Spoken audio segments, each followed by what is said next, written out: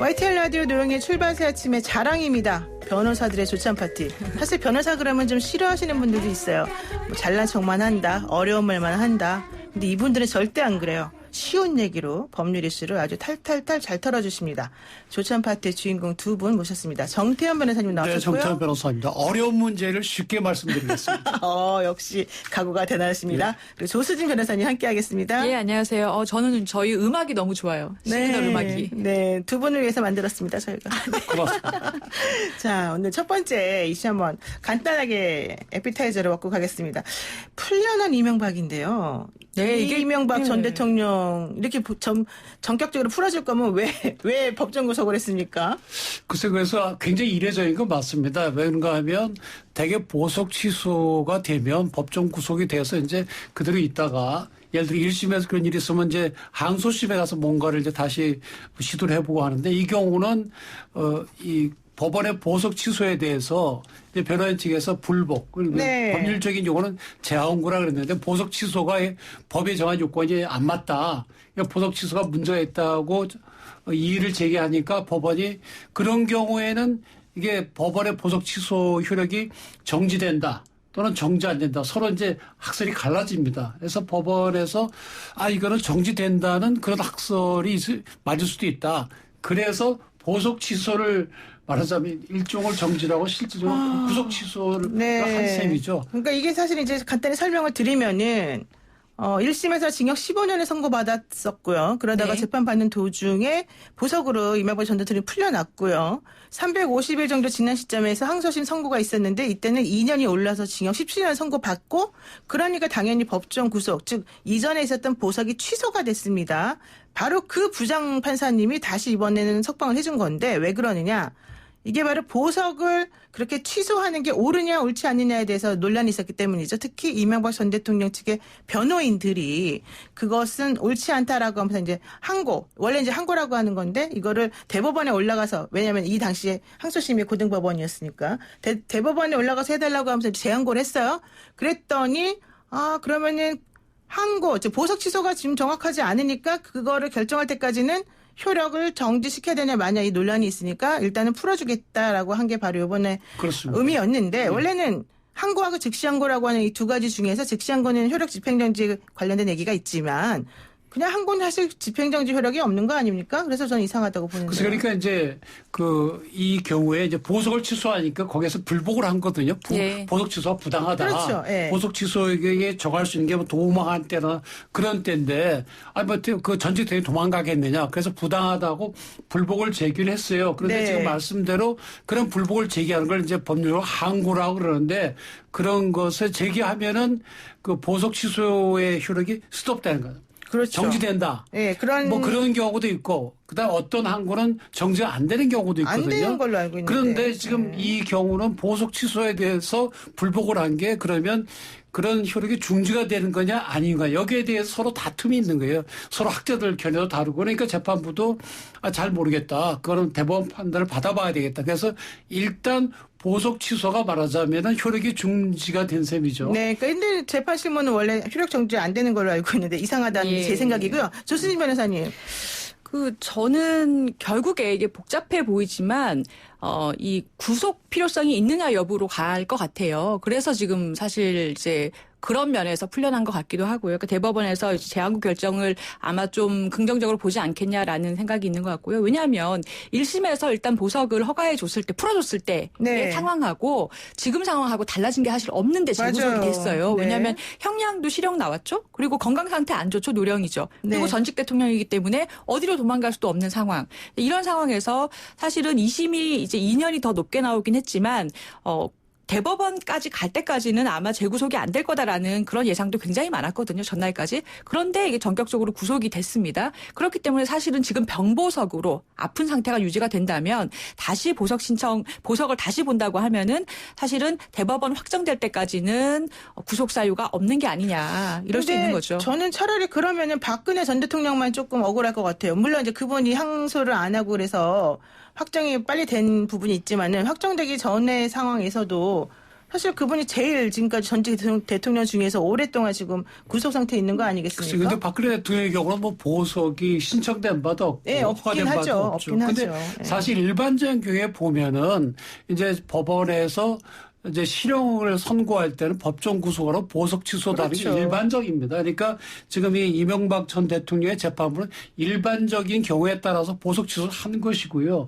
거기에 대해서 이명박 전 대통령의 변호인이 형사소송을 열심히 찾아보니까 보석 취소하려면 어떤 사유가 있어야 되는데 이건 사유가 없지 않냐. 그래서 보석 취소가 부당하다 하니까 재판부도 전에는 이런 일이 없었는데 하고 보니까 맞아. 이 보석 취소에 대해서 문제를 제기할 수 있구나. 그러면 그 판단 때까지는 그러면 보석 취소의 효력도 스톱시키자. 아니 저는 그게 이해가 굉장히 안 좀 간다는 거예요. 이례적이긴 네, 하지만 상당히 이해가 안 가죠. 왜냐하면은 어차피 법정 실형이 이렇게 높게 나오면 대부분의 경우에는 그냥 구속을 시키죠. 아니 그렇긴 해도 이제 대법원이 어떻게 볼지 모르죠. 그래서 그러니까 다툼이 있기 때문에 그런 법적인 다툼을 피해가겠다는 차원에서 이제 네. 재판부가 한 건데 네. 뭐 일리는 있어 보이고 뭐 우선 일리가 뭐 있어 압력을 보여요? 받아서 한 걸로는 안 저는 보입니다. 압력이 좀 들어간 것 같은데.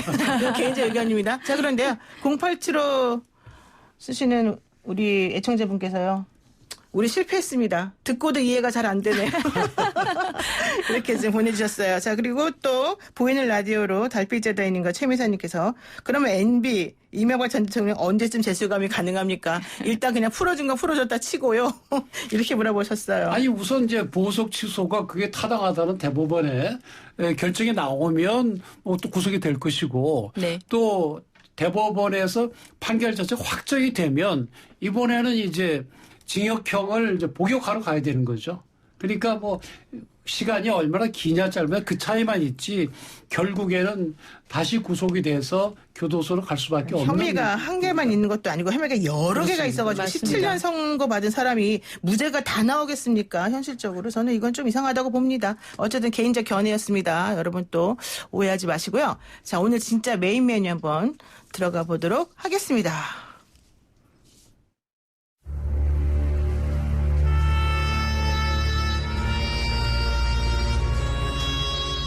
경기도는 감염병의 예방 및 관리에 관한 법률 제47조와 49조에 따라서 다음과 같이 긴급하게 행정명령을 발하기로 했습니다.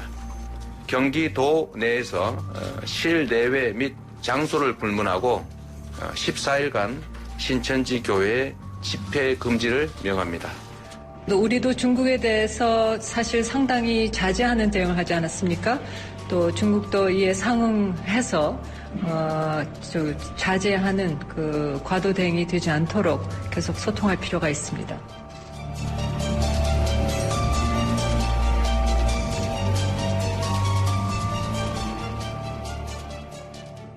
네, 이재명 경기도지사 신천지 시설 폐쇄에 관련된 얘기하고 강경화 외교부 장관이 중국과 관련해서 이제 얘기를 하신 부분이 있는데요. 저는 베트남이 더 이상한 것 같아요. 우리 네. 다낭으로 신혼여행 간 우리 국민 20명을 막 마음대로 격리시키고 자물쇠를 잠가버리고 이런 여러 가지 것들 매우 불쾌한데요. 오늘 이 코로나19와 관련된 국제법적인 이런 식의 행동이 과연 옳은지 아닌지 혹은 국내법적인 문제들 뭐가 있는지 한번 살펴보겠습니다. 코로나19의 급속한 확산 배경에는 신천지가 있다. 이게 이제 우리들이 알고 있는 건데 정부가 그래서 신천지 신도 21만 명의 명단을 확보했다고 합니다. 그런데 원래 그분들이 처음에 말할 때는 자기네들 신도가 24만 명이라고 했기 때문에 이 명단 넘겨준 것도 좀 잘 믿기 어렵다 이런 얘기는 나오지만 어쨌든 그럼에도 불구하고 뭐 있으니까 이걸 전수조사를 시행할 수밖에 없죠. 자, 그런데 명단 확보랑 조사를 할 때 있어서 개인정보가 그럼 유출되거든요. 여기서 주민등록번호하고 전화번호를 줬기 때문에 이거는 사실은 되게 중요한 개인정보예요. 근데 네. 이런 거 줄 때 문제점은 없습니까? 우선 뭐 그 특정 그 종교 집단에서 뭐 임의로 제출했는지 모르겠지만은 우리 감염병 예방법에 보면 76조의 2에 성명, 주민등록번호, 주소, 전화번호 이런 걸 다 요구할 수 있도록 되어 네, 있습니다. 이게 민감한 개인 식별 정보죠. 그렇습니다. 예. 그런 걸 그 요구할 수 있도록 돼 있고 또 이동 경로를 파악하기 필요한 자료도 다 요구할 수 있도록 돼 있거든요. 네. 다만 이제 그런 그 민감한 개인 정보가 외부로 유출되게 되면 그 사람들의 그 인권 침해가 있을 수가 있기 때문에 그런 경우는 개인정보보호법에 따라서 처벌을 받게 됩니다. 따라서 네. 이건 우리 법에 의한 강제 조치이고 또 이 업무에 종사하시는 분들도 이것이 외부로 누출이 돼서 그분들의 그런 그 기본적인 그런 프라이버시가 침해되지 않도록 상당히 주의를 해야 됩니다. 네, 맞습니다. 그렇군요. 개인정보보호법에도 보면은 그 개인정보를 공개할 수 있는 사유가 그러니까 그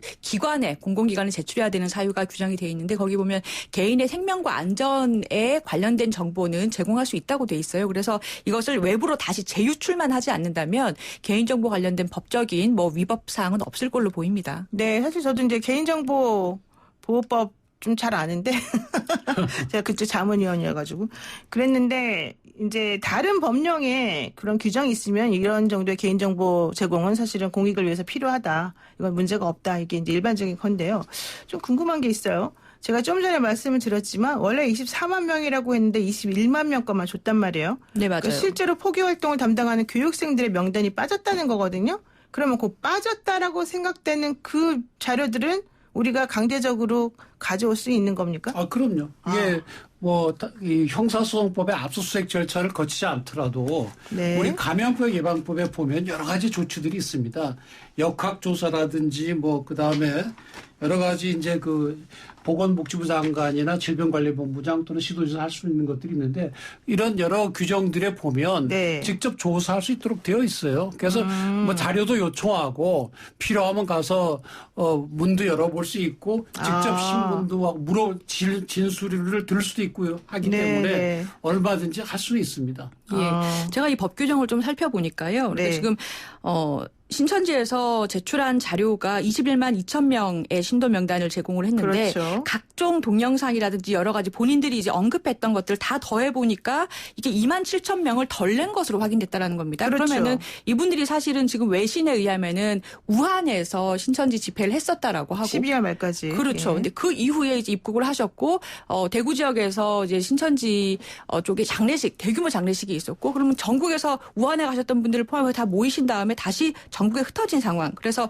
감염병 예방관리법에 따라서 굉장히 감염병이 확산될 수 있는 상황이 발생한 것은 맞고요. 네. 여기에 47조를 보면 통행 차단을 위해서 감염병 예방을 위한 통행 차단을 위해서 필요한 조치를 할 수 있도록 돼 있어요. 그렇다면은 그 필요한 조치에는 교육생의 명단을 받는 것도 포함되지 않는가 이렇게 해석됩니다. 그렇군요. 두 분 다 가능하다 이런 입장이신 것 같은데요. 네. 그러면 이재명 경기도지사가 사실은 이제 강제적으로 뭔가 좀 압수하듯이 그 하는 불법이 거 아닙니다. 있잖아요. 예. 불법이 아니고 불법이 아니에요? 합법적으로 한 겁니다. 예. 왜냐하면 그 이재명 지사는 도지사거든요. 네. 도지사의 경우에도 이제 말씀드린 대로 역학조사를 할 수 있고 강제 처분도 할 수 있고 여러 가지 할 수 있는 권한이 주어져 있기 때문에 그렇죠. 도지사의 지휘 아래 또 도지사가 직접 나가서 신천지 과천 본부를 가서 조사를 해서 네, 서류를 명단을 압수하고. 확보한다든지 네. 거기에 있는 환자나 그런 의심되는 사람에 대한 격리 조치한다든지 그것이 다 가능하죠. 그래서 네. 이것이 불법적인 것이 아니고 다만 지금까지는 우리가 잘 못 보았던 그런 것이기 때문에 혹시 무리하게 하는 거 아닌가 하는 그런 의심이 있을 수가 있는데 법률적으로는 적법한 겁니다. 그렇군요. 예, 저는 특히 이 지자체장이 주어졌던 역할을 한 것이다라는 점에 좀 주목을 해야 될 것 같은데요. 31번 확진자 분이 사실은 본인이 검사 받으라라는 의료진의 그런 여러 번의 권고도 거부했다라는 보도가 있었잖아요. 네. 근데 이런 상황에서 사실은 강제로 어떤 장소에 대해서 일시 폐쇄를 하거나 명단 확보하거나 하는 것이 감염병 예방관리법에 보면 시도지사 지자체장만 할 수 있도록 돼 있어요. 네. 그래서 아마 이재명 지사가 또 변호사지 않습니까? 그래서 법률적 검토를 거친 끝에 이거는 지금 의료진이 할 수도 없고 경찰력이 하기도 늦고 지자체장만 할 수 있다라고 해서 본인 권한을 행사한 것으로 보이고 네. 재밌는 것은 재밌다기보다 이재명 지사가 이제 26일자로 대선 주자 설문조사를 한 뒤에 3위로 올랐어요. 이 조치를 한 뒤에. 그렇죠? 예, 맞습니다. 네. 그래서 사실은 경기도민들께서도 굉장히 이런 조치를 좀 환영한다. 예, 환영하지 않나 싶습니다. 그래서 이렇게 이제 행정부를 네. 만든 분들은 이렇게 과감히 해야 되고요. 네. 또 국회에서도 어제 법이 개정이 됐어요. 지금 조 변호사님 말씀하신 검사 고발 거부하면 이제 처벌받습니다. 종전에는 네. 격리 조치에 따르지 않거나 이럴 때는 처벌받는 조항이 있었는데 이제는 검사 거부를 해도 처벌받도록 법이 좀 바뀌었습니다. 네. 그래서 막 국회에서는 이런 입법적인 보완을 많이 해나가고 각 지방자치단체의 장들이나 행정기관의 장들께서는 적극적으로 해나가시되 또 그 과정에서 또 특정 종교 집단에 대한 탄압으로 돼서는 안 될 걸로 보입니다. 신앙의 자유는 누구나 있는 것이고 다만 그것이 우리 국민에게 어떤 그 보건상의 중대한 위기를 초래할 수 있던 그걸 막을 수 있는 그런 최대한의 조치를 해야 되는 거죠. 근데 저는 그러면은 좀 더 이상한 게 있어요. 지금 사실 신천지 때문에 더 문제가 되는 것이 경기도라기보다는 대구, 경북 이잖아요. 네. 그러면 대구에는 권영진 시장이라든가 경북도지사라든가 이런 분들도 할 수 있어야 되잖아요. 근데 왜 안 하실까요? 지금 물론 할 수 있겠지만 어떻게 보면 때가 좀 늦었죠. 사실은 지금은 이제 뭐 신천지 그 대구 그 교회를 중심해서 이미 다 퍼져 나왔기 때문에 네. 특정 뭐 그 소스 네. 그걸 찾아서 하기엔 좀 늦었고 전체적인 방역을 해야 되고 경기도는 다행히 아직은 네. 그런 단계는 아닌 것 같아요. 그리고 지난 16일 날 그 과천에서 네. 또 한 10,000명 가까운 사람이 모이는 그 집회가 있었다고 하거든요. 그러면 네. 그 사람들 사이에서 뭔가 감염이 있을 수가 있었기 때문에 이재명 지사의 이번 조치는 아주 신속하고 적절한 걸로 보이고 그래서 아마 그 대선 주자 여론조사에서 상당히 덕을 보지 않았나 이렇게 생각이 듭니다. 저는 약간 다르게 생각하는데요. 네. 대구 경북 지역에도 지금 도민들 시민들 불안감이 상당하시거든요. 그렇죠. 리고 네. 아직까지 지역 감염에 돌입했다라고는 아직까지 정확하게 진단은 내려지지 않았다고 해요. 그러니까 지역 감염이 거의 임박했다라는 상태, 그러니까 어디서 감염됐는지 모르는 상태는 아니고 지금은 다 추적을 하고 있거든요. 그렇다면 지금이라도 저는 대구의 권영진 시장님이나 아니면은 이 지사님께서 네. 이런 식의 이 경기도에서 했던 것 같은 명단 입수를 좀 하셔야 된다. 정확하게 시설도 확인하고. 그렇죠. 그래서 그분들이 어느 지역에 가셨는지에 대해서 이 역학조사를 하셔야 한다고 생각해요. 그러니까 이재명 지사도 사실 3가지 자료를 처음에 신천지 측에 요구했다가 예. 못 받아서 지금 실시했다고 하는데 경기도 내의 모든 신도 명단 그리고 대구 집회에 그중에서 간 사람 명단 그리고 과천에 지금 정 변호사님 말씀하신 집회에 갔던 명단. 네. 네, 그래서 이런 식의 명단을 대구에서도 좀 받아야 되는 게 아닌가 싶습니다. 그러니까요. 하여튼간 조금 조치가 왜냐면은 신천지 명단을 21만 2천 명 그걸 받고 난 다음에 정부에서 이랬잖아요. 뭐 물론 21만 명을 다 조사할 수는 없지만 그 중에서 고위험군으로 분류되는 사람들 2만 8천 명 정도에 대해서는 우리가 조사를 하겠다, 검사를 해보겠다 이런 얘기 했잖아요. 우리가 지금 검사할 수 있는 역량이 아마 많이 하면 하루에 한 2만 명. 네, 2만 명까지 할 수 있대요. 그러면 네. 신천지가 21만 명이니까 그분들만 할 수 있는 건 아니고 다른 분도 해야 되니까 네. 시간은 걸리더라도 지금 신천지 교인들의 경우 상당히 위험군이니까 결국에는 다 해야 되지 않을까. 특히 그렇죠. 이제 대구 경북 주민들의 경우에도 다 해야 불안하실 테죠. 네. 그런 그 지역에 사시는 분들도 안심할 수 있지 않을까 그런 생각이 듭니다. 네, 맞습니다. 자, 그리고 또 이제 다른 문제이긴 한데요. 신천지를 강제로 해체해야 된다. 이런 청와대 국민청원이 계속 올라오고 있어요. 이거는 어떻게 보셔요? 가능해요? 그죠. 마음은 그러실 수가 있는데. 네, 아까 종교의 자유 얘기도 하셨는데. 예, 맞습니다. 근데 사실 우리가 좀 경계해야 될 게 특정 종교를 가진 분들 중에 지금 감염자가 많은 것이지 그 특정 종교를 가졌다는 이유로 무슨 혐오를 하거나 탄압을 하거나 하는 것은 사실은 이제 우리 이제 시민들 수준에 맞지 않는 일이기 때문에 좀 지양해야 될 것 같아요. 이분들이 무슨 일부러 그런 균을 뿌리고 되는 범죄 집단은 아니거든요. 다만 그 집단 속에서 이제 감염병이 생길 것밖에 없기 때문에 그리고 또 우리 헌법이 분명히 신앙의 자유, 종교의 자유를 보장하고 있는데 그거는 신앙을 가질 자유도 있고 예배할 자유, 전도할 자유는 다 보장이 되거든요. 그런데 신천지 교단에서 이런 일이 생겼다고 신천지 교단을 해체한다. 그거는 우리 헌법상 허용되지 않고 만약에 이걸 허용한다 그러면 앞으로 악용될 가능성이 높기 때문에 득보다 실이 더 큽니다. 근데 신천지를 해체해야 된다고 주장하시는 분들은 뭐 신천지 종교를 가지고 문제 삼는 게 아니라 그분들이 지금 현재 이 문제의 근원이 되고 있는 이 감염병 관련해서 거짓말하고 협조 안 하고 이런 부분 때문인 거 근데 아니겠어요? 거짓말하는 거는 지금 현행법으로도 처벌을 받게 돼 있거든요. 2년 이하 징역 이렇게 돼 있습니다. 그러니까 하여튼 이 감염병 예방법에 있는 모든 조치를 다 동원을 하면은 이런 확산을 막을 수 있을 걸로 보이고 그것과는 별개로. 그렇습니다. 그리고 신천지 교인들이 이런 감염병법에 대한 조치에 따르지 않으면 본인들이 거기에 따른 법적 책임은 져야죠. 네, 저는 그렇군요. 지금부터 이제 경찰 검찰의 역할이 중요하다고 보는데요. 네. 국회에서 코로나 3법이 이제 통과가 어제 됐지 않습니까? 그래서 검사 거부라든지 아니면 이런 것을 방해하게 되면 형사처벌되는데 신천지에서 협조를 하지 않는다면 이제 압수수색을 한다든가 아니면은 이러한 검사 거부나 전염병을 더 퍼뜨린다면은 형사 수사를 들어가서 강제적인 수단으로 좀 이러한 행위를 자제시켜야 되지 않나 싶습니다. 네. 당장 시행이 지금 됐거든요. 지금 네. 그야말로 신천지가 정말 국민들의 그런 불신을 벗어날 수 있는 좋은 기회입니다. 아, 오히려. 그렇지 않습니까? 네. 예를 들어 이런 경우 신천지들이 교인들이 앞장서서 우리가 국민들에게 폐를 끼쳐 죄송하다. 그럼 어떻게든지 막겠다 하면서 앞장설 때 국민들이 볼 때 저 사람들이 무슨 이단이라고 하더니 아주 사회에 해악을 끼치는 건 아니네. 이렇게 될 수가 있는데 네. 이렇게 자신이 신천지를 숨기고 동네방에 다니면서 이런 감염균을 퍼뜨린다는 의심이 될 때는 네. 무슨 범죄 집단처럼 국민들로부터 인식이 될 여지가 있죠. 정말 네. 중요한 때입니다. 그렇군요. 교단으로서도. 좋습니다. 자, 그럼 이제 어제 사실은 코로나 4법이 통과가 됐는데 우리 국회의원님들 또 문희상 국회의장님 막 마스크 쓰시고 통과시켰잖아요. 네. 다 마스크 쓰셔야죠. 네. 이런의 경우에는 보건부 차관도 네. 감염이 됐죠. 그러니까 됐다 그러더라고요. 근데 그 코로나 3법 관련해서 통과된 내용을 조금 한번 좀 알려주실 수 있을까요? 그러면? 우선 기본적으로 아까 말씀하신 대로 네. 그 내용이 세 가지 정도죠. 네, 세 예, 가지였습니다. 네. 그런 그 검사를 거부할 때 처벌할 수 있는 규정 우선 들어갔고요. 검역법하고 감염병 예방법하고 의료법하고 세 가지가 지금 예, 통과가 맞습니다. 됐습니다. 자, 검역법에서는 어떤 조치가 있죠? 그러니까 세 가지 정도 내용인데요. 하나는 마스크 관련이에요. 그러니까 마스크에 어떤 이 전염병이 발생했을 때는 뭐 수출을 좀 제한하거나 아니면은 뭐 생산에 대해서 관여하거나 하는 것을 할 수 있는 그런 조치를 담았고요. 또 하나가 그 지금까지는 의료진의 경우에는 검사를 강제로 할 수 있는 그런 권한이 없었는데 의료진들이 이 감염병이나 유연병을 발견했을 때는 신고 의무를 뒀고 그리고 강제로 검사할 수 있는 규정을 둬서 검사를 거부하는 경우에는 형사처벌까지 할 수 있는 그런 근거를 뒀습니다. 그랬군요.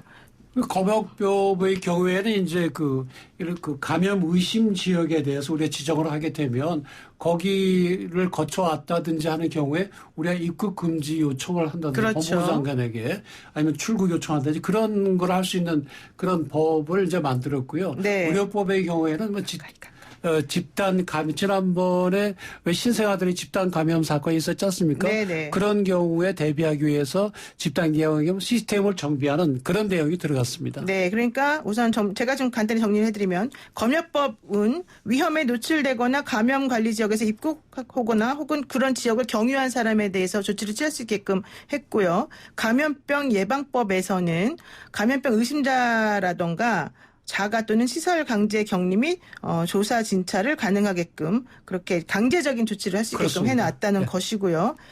그리고 의료법에서는 모든 의료기관장에 그 예방조치사항 준수 의무를 부과하고 상시 감시 시스템 구축 및 운영이 가능하게끔 했고 좀 전에 조 변호사님 말씀하신 것처럼 마스크 생산하는 사람들이 그 생산량의 50%를 일단 공적기관에 먼저 주도록 되어 있고요. 그리고 중국 같은 곳에 수출을 아무나 할 수 있었는데 옛날에는 사서부도 보낼 수 있었는데 이제 그렇게 못하고 생산자만 보낼 수 있는데 그것도 생산량의 10%만 보내는 것으로 좀 정리가 되어 예, 있죠. 지금 말씀하신 것을 법에 정한 건 네, 아니고요. 법에는 그거는- 이제 수출 금지, 이제 반출 금지, 그러니까 네, 마스크라든지 다른 정부의 조치가 이제 필요한 그렇다는 거죠. 마스크 것들을 할 수 관련된 있는 건. 근거를 만들었고 거기에 따라서 지금 이제 말씀하신 것처럼 구체적으로 이제 시행이 되게 네, 되는 겁니다. 됐습니다. 그리고 또 이제 제가 궁금한 게 이거 있어요. 예. 우리 국민에 대한 입국 제한 조치를 취하는 국가가 막 30개가 넘어간다, 막 이런 얘기 나오고 있지 않습니까? 그래서 예. 우리 외교부에서 중국 대사를 초치했다, 뭐 이런 얘기까지 나오는데 이거 어떻게 가능한 겁니까? 우리나라 사람들을 태우고 갔는데 아예 내리지도 못하게 한다던가 자물쇠가 달려있는 방에다 감금한다던가 이게 가능한 얘기입니까? 그래서 이게 기본적으로 이제 이런 감염병에 대한 이제 국제법 우리가 한번 봐야 되는데요. 그 대표적인 게 유엔사나 WHO 세계보건기구에서 만든 국제보건규칙 International Health Regulation이라는 게 있습니다. 네. 그게 이제 전 세계 190여 개 국가 가입이 돼 있고 우리도 가입이 됐어요.